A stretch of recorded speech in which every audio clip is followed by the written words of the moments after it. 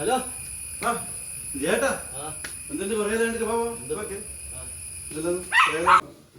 അതിരിക്ക ഇതാ ചേട്ടൻ വന്നില്ലേ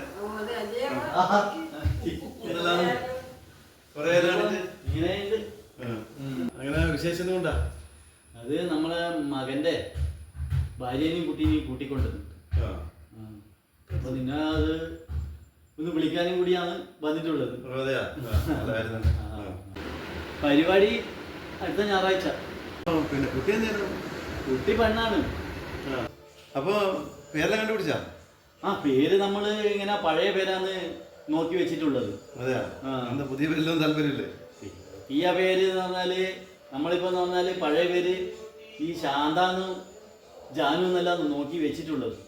അതാവുമ്പോ ഭാവിയിൽ കുട്ടിക്ക് ഒരു ജോലിയും കിട്ടിയിട്ടില്ലെങ്കിൽ വീട്ടു ജോലിയോ അല്ലെങ്കിൽ മേക്കാട് പണിയോ എടുത്ത് ജീവിക്കാമല്ലോ. അതെങ്ങനെയാ?